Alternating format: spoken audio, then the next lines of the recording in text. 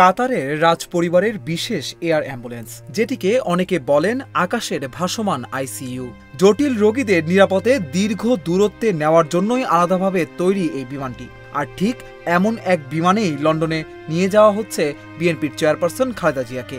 এর আগে গত ৭ জানুয়ারি একই এয়ার অ্যাম্বুলেন্সে করে লন্ডন গিয়েছিলেন খালেদা জিয়া। এই উড়োজাহাজটি হলো এয়ারবাস A319 মডেলের। ভেতরে ঢুকলেই বোঝা যায় এটি কোনো সাধারণ বিমান নয়। পুরো কেবিন সাজানো হয়েছে রোগীর চিকিৎসা ও পর্যবেক্ষণের সুবিধা মাথায় রেখে। বিমানটিতে রয়েছে উন্নত ভেন্টিলেটর, ডিফিব্রিলেটর, ইনফিউশন পাম্প এবং কার্ডিয়াক মনিটরিং সিস্টেম। এছাড়া রয়েছে চিকিৎসা সরঞ্জাম রাখার জন্য আলাদা জায়গা, যাতে উড্ডয়নের সময় চিকিৎসক দল সহজে কাজ করতে পারেন। এয়ার অ্যাম্বুলেন্সটি পরিচালনা করে কাতার রয়্যাল মেডিকেল ইউনিট। 4 জন বিশেষজ্ঞ চিকিৎসক ও প্যারামেডিক পুরো ফ্লাইট জুড়ে রোগীর অবস্থা পর্যবেক্ষণ করেন। জরুরি পরিস্থিতিতে তারা ট্রমা, কার্ডিয়াক অ্যারেস্ট সহ যে কোনো জটিলতা সামলাতে সক্ষম।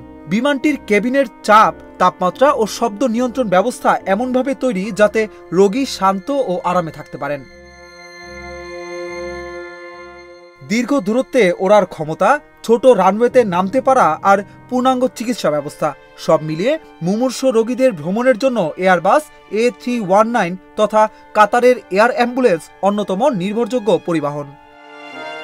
অভিষেক তরফদার, অঞ্জন, ইন্ডিপেন্ডেন্ট ডিজিটাল।